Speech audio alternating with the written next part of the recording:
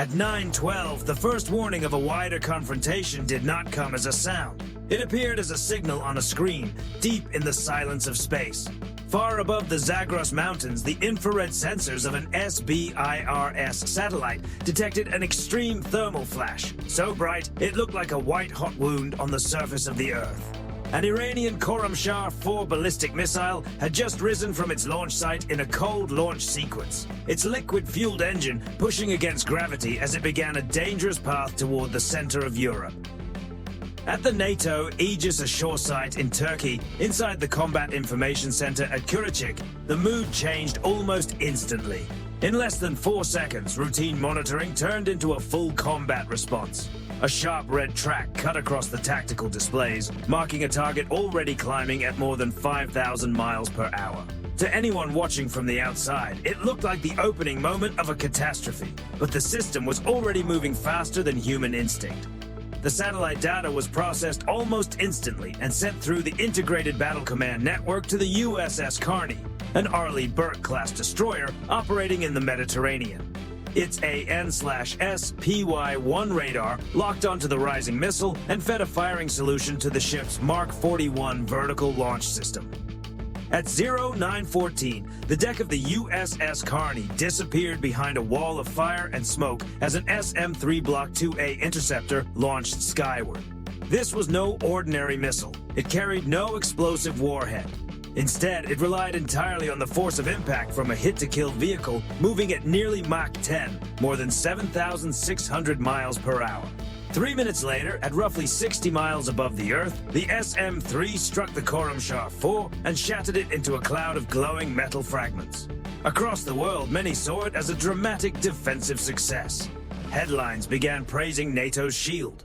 But the deeper story was unfolding far from public view, inside the command structure of Iran. Buried 500 feet beneath the Zagros Mountains in a hardened command bunker, the mood among Iranian generals was unexpectedly optimistic. They believed they had executed a calculated act of deception.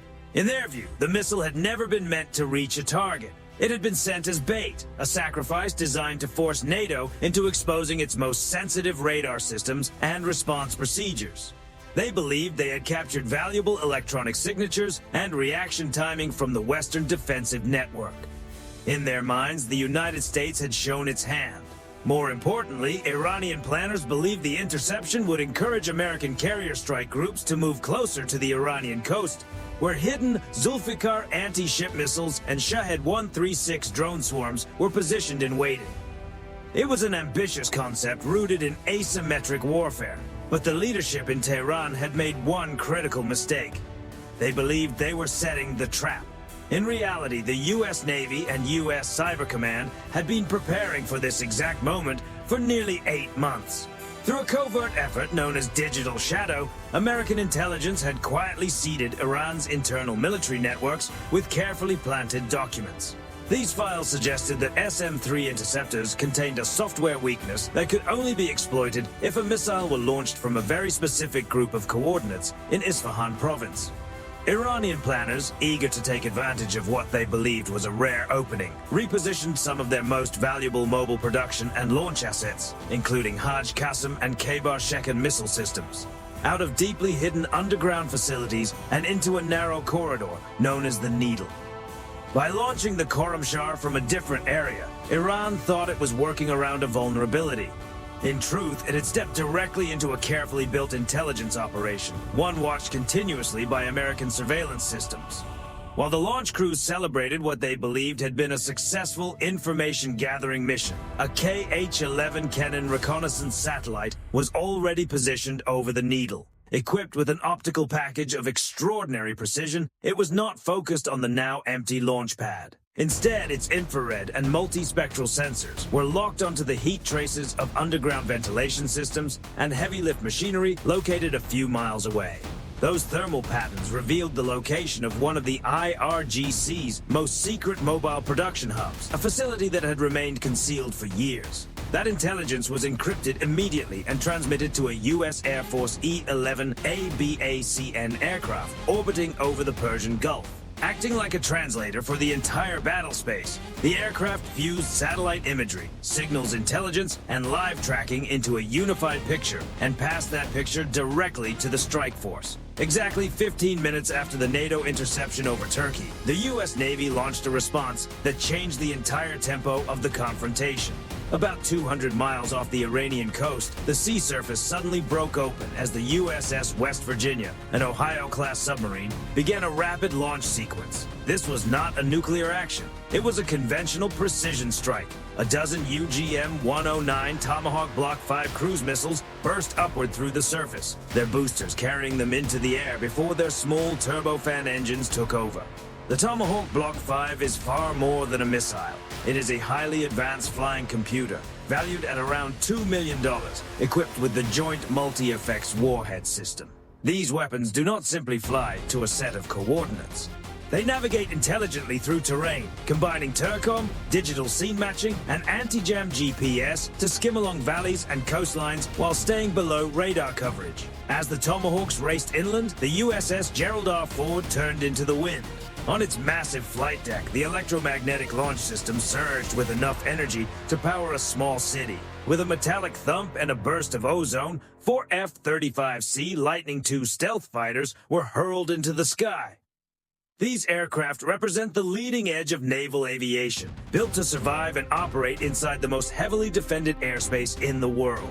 As they climbed, their pilots did not activate onboard radar, which would have announced their position. Instead, they relied on the electro-optical targeting system, giving them 360-degree infrared awareness and the ability to track heat sources without sending out any signal. Iran's air defense network centered on the Russian-made S-300PMU-2, activated as the Tomahawks entered range. Operators could see incoming threats on their displays. But when they tried to bring their fire control radars online, the electromagnetic environment changed instantly. An EA-18G Growler, flying from the same carrier group, had engaged its AN/ALQ-249 next-generation jammer pods. This was not simple interference. It was a highly refined electronic attack using digital radio frequency memory. The system captured radar pulses from the S-300, altered them, and sent them back in a manipulated form. The result was chaos. Iranian screens filled with false targets, making it nearly impossible to separate the real missiles from electronic illusions. In the confusion, S-300 batteries launched interceptors at targets that did not exist, spending expensive missiles on digital decoys. Behind that electronic curtain, the F-35Cs reached the Needle Valley. Each aircraft carried GBU-53/B Stormbreaker precision-guided bombs, weapons specifically designed to hunt moving targets.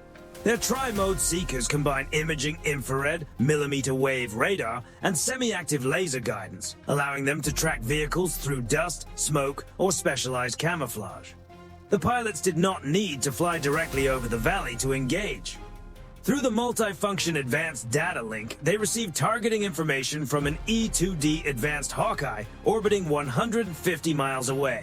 Its AN/APY-9 radar acted like a coordinator for the entire strike, detecting mobile Hajj-Qassam launchers as they tried to retreat into wooded terrain and assigning individual stormbreakers to each target. What followed was not chaotic, it was precise. The Tomahawk Block 5 missiles arrived first, striking the reinforced entrances of underground production tunnels. Their warheads had been set for delayed detonation, allowing them to penetrate deep through layers of rock and steel before going off. The result was a massive internal collapse that buried Iran's most advanced missile manufacturing equipment under enormous amounts of stone and debris. Seconds later, Stormbreaker bombs began hitting the moving convoys. There were no oversized cinematic fireballs, only tightly controlled bursts of force and heat that reduced multi-million-dollar launch vehicles to twisted metal. In just 23 minutes, the central core of Iran's strategic missile deterrent, assets hidden and protected for 2 decades at immense cost, had been neutralized and American forces had taken no losses. The reason this unfolded so effectively was the CEC system, Cooperative Engagement Capability, which allows ships, aircraft, and satellites to function like parts of one shared nervous system. In earlier eras, the time between detecting a target and engaging it could take minutes or even hours. In this operation, that chain was compressed to seconds. A destroyer could fire based on data from an F-35. A submarine could update targets using intelligence from a KH-11. Every platform fed the same picture. No other military force has fully mastered this level of synchronization. While Iranian commanders struggled to coordinate over conventional radio channels that were being disrupted by growlers, American forces were moving enormous volumes of targeting data in real time through encrypted, jam-resistant networks. And beyond the technology, there was the human factor. The tactical action officer aboard the USS Carney and the pilots flying the F-35Cs were operating with a level of discipline built through thousands of hours of simulation, drills, and live-fire training. For them, complexity at this scale was not chaos, it was procedure. When the F-35Cs returned to the USS Gerald R. Ford, they were supported by MQ-25 Stingray unmanned tankers, a capability that allows carrier-based fighters to remain airborne far longer than they could just a few years ago. The coordination between crewed and uncrewed systems was not experimental. It was fully operational and visible throughout the entire mission. The strategic effect was immediate. For years, Iran had presented its underground missile cities as untouchable symbols of strength. After this strike, that image was badly shaken. The message was stark. The US Navy did not merely know where those hidden systems were. It could reach them with precision whenever necessary.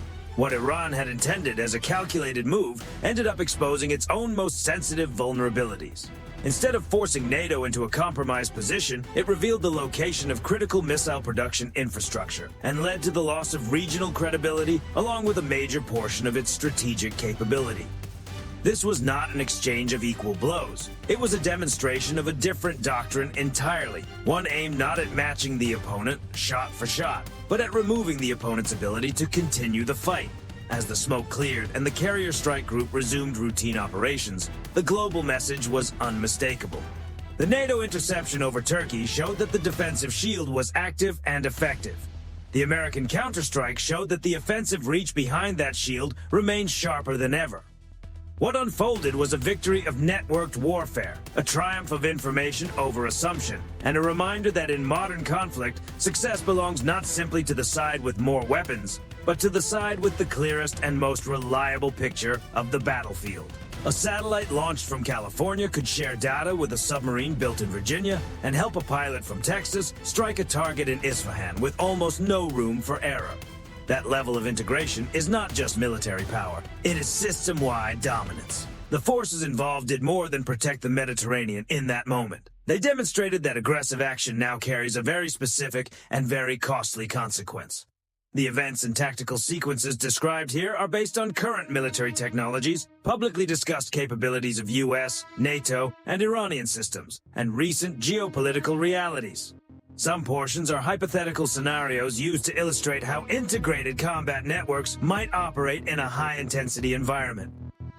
For any serious rival, the lesson is clear. Entering a technology-driven confrontation against a force that helped define the modern rules of warfare is an enormous gamble. If you challenge that network, you are not facing one ship or one aircraft. You are facing an entire ecosystem of intelligence, coordination, and precision.